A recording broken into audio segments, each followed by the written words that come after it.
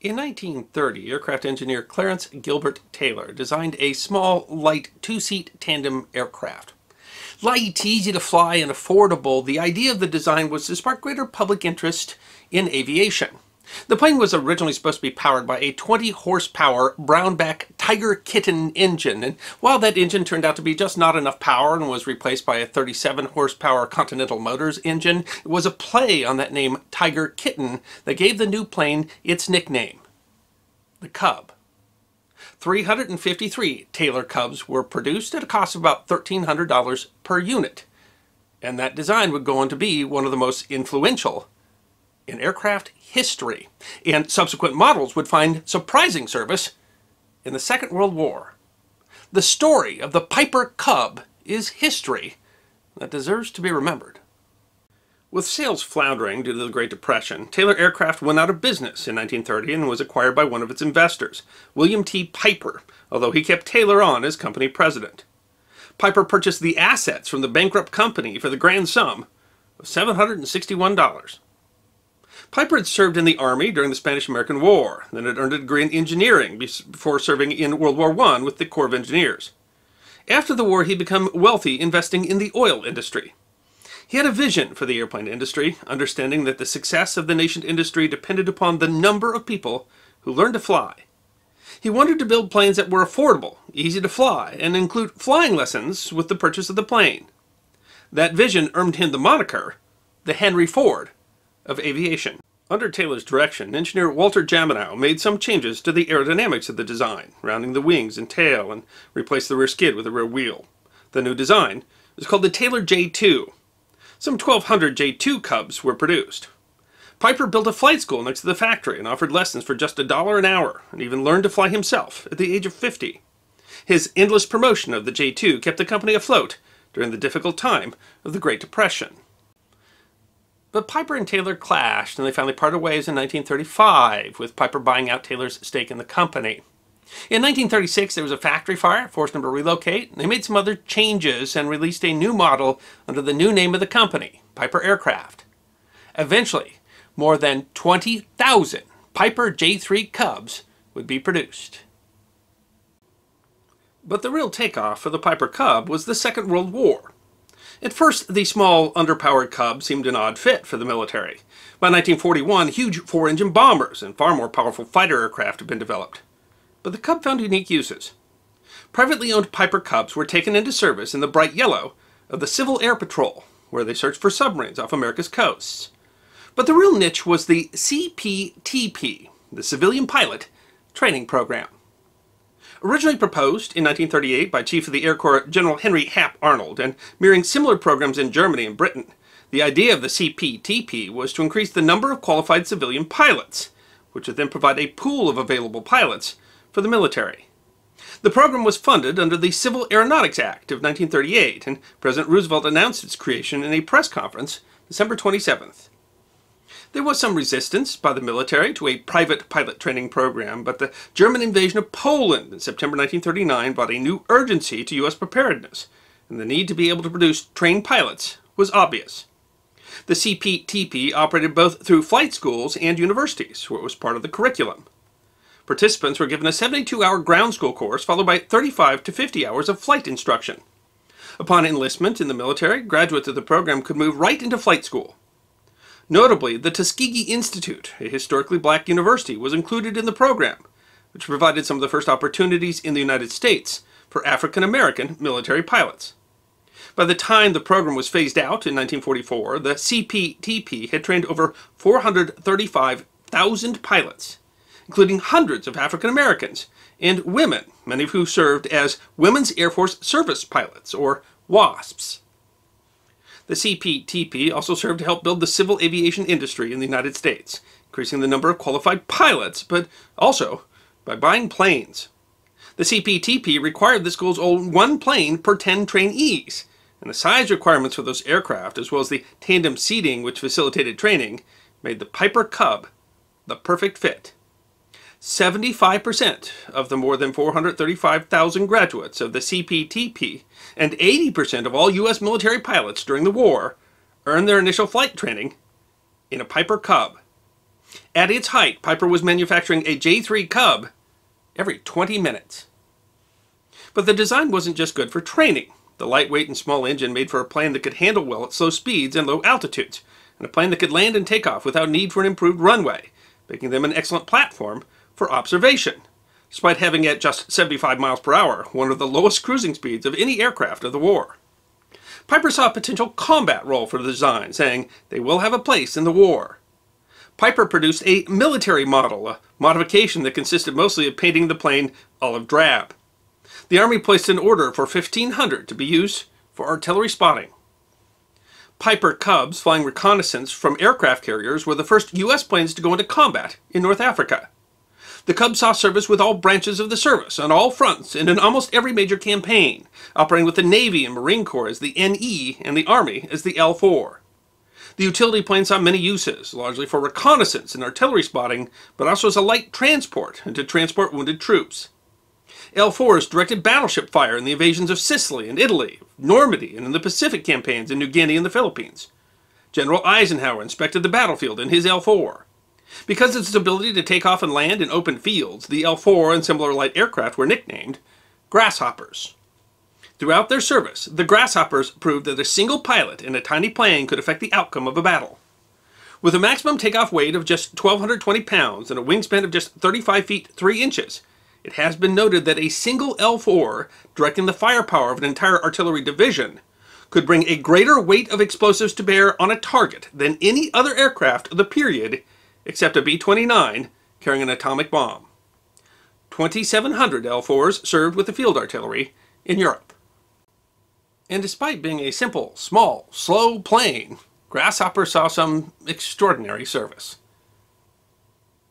Charles Carpenter was a 29-year-old high school history teacher when he joined the Army in 1942. He was commissioned as second lieutenant and selected for flight school. He learned to fly the L-4 as an artillery liaison aircraft with the job of identifying targets and relaying the location back to artillery units to improve accuracy of fire.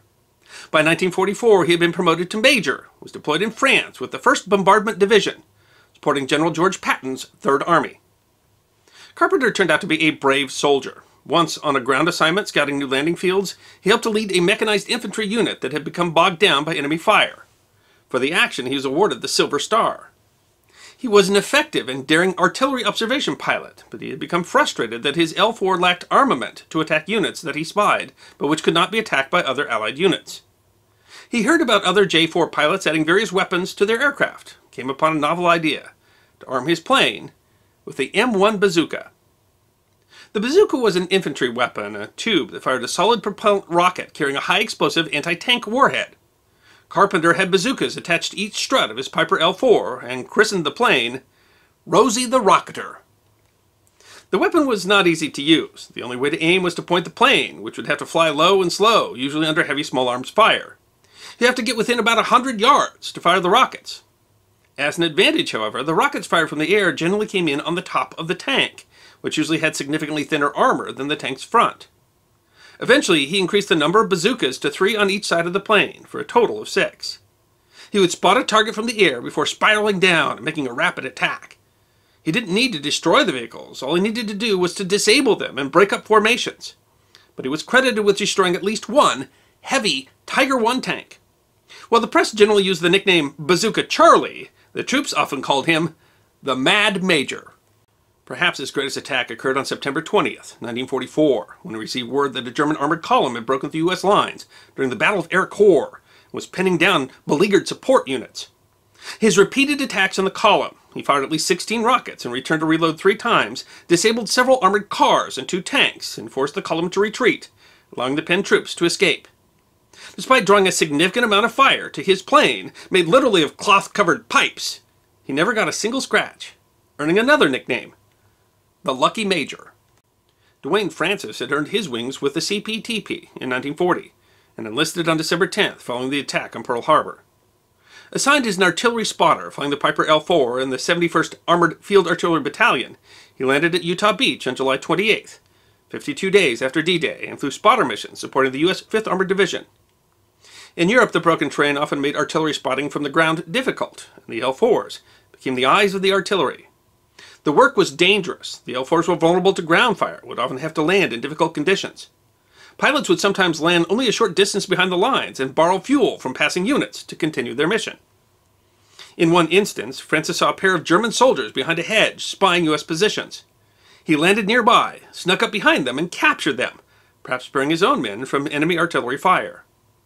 On the ground, he was awarded a Bronze Star for helping to drag a wounded officer to an aid station while under fire. He was given a field promotion in January of 1945 for helping to spy units that had been cut off in an attack, landing his plane under fire in direct view of the enemy to bring them the unit's blood plasma and carry messages. He flew dozens of missions in his L-4, affectionately named Miss Me. He included both an exclamation point and a question mark. The exclamation point, he explained, was because he wanted the Germans shooting at him to miss me, and the question mark was because he hoped that someone at home would miss him as well. Perhaps Frances's most unique exploit, however, occurred April 11, 1945, accompanied by observer Lieutenant William Martin. While spotting, the two came upon an Fi-156 Storch, essentially the German version of the Grasshopper. Although the L-4 didn't have any weapons, the two realized that they had the advantage of altitude, and that the German plane had not yet spotted them. They radioed, "We are about to give combat." They dived on the Storch, blazing away out the windows with their M1911 Colt 45 pistols. They struck the Storch's windshield, fuel tank, and wing. Frances held the stick with his knees as he reloaded his pistol. He later recalled, "We were so close I could see the Germans' eyeballs, as big as eggs, as we peppered them." Panicking, the Storch pilot made a turn and clipped the ground with his wing, cartwheeling the aircraft. Frances landed, and he and Martin took the pilot and observer prisoner. It is the only known Grasshopper to have won a victory in aerial combat. The Piper J-3 Cub is a legendary airplane, a beloved icon. Central to the development of U.S. civil aviation has been called the plane that taught a generation to fly. After the war, the military sold off thousands, many to pilots who had earned their wings in them under the CPTP. Thousands are still in use today, lovingly maintained and restored. In 2013, Flying Magazine chose the Piper J-3 Cub as the most influential airplane of all time. L-4s again saw service with the military during the Korean conflict. Charles Bazooka Charlie Carpenter fell grievously ill in 1945, was discharged from the service, having received the Silver Star, the Bronze Star, and 2 Distinguished Flying Crosses. He was diagnosed with Hodgkin's disease. He went back to teaching history, continued to do that until the disease finally killed him in 1966. He was 53 years old. In 2017, his airplane, Rosie the Rocketer, was identified in an Austrian museum. It's been returned to the United States and is undergoing restoration. After the war, Duane Frances continued with the reserve, was called back to service during the Korean War, where he served 2 more years. Although he received the Bronze Star and the Legion of Merit, he never received the Distinguished Flying Cross, even though he had been recommended for it twice. It seems the paperwork had simply been lost. But then author Cornelius Ryan wrote a story that recounted the extraordinary tale of him bringing down the German Storch. That brought new attention to him, and with the help of U.S. Senator Henry Scoop Jackson, he finally received his award 22 years after the event. He passed away in 2004 at the age of 82. Having sold his stake in Taylor Aircraft to William Piper, C. Gilbert Taylor, the original designer of the Cub, formed another company called Taylorcraft Aircraft. Specializes in building small planes, and it is still building planes today. He passed away in 1998 at the age of 89. William T. Piper, the Henry Ford of aviation, continued to lead Piper Aircraft until shortly before his death in 1970, at the age of 89. Under his leadership, Piper Aircraft dominated the small plane industry and sold more than 80,000 units. And while they had many other successful designs, they are perhaps still best known for the Piper Cub. I hope you enjoyed this episode of The History Guy, short snippets of forgotten history between 10 and 15 minutes long. And if you did enjoy, please go ahead and click that thumbs up button. If you have any questions or comments or suggestions for future episodes, please write those in the comment section. I will be happy to personally respond. Be sure to follow The History Guy on Facebook, Instagram, Twitter, and check out our merchandise on teespring.com. And if you'd like more episodes on forgotten history, all you need to do is subscribe.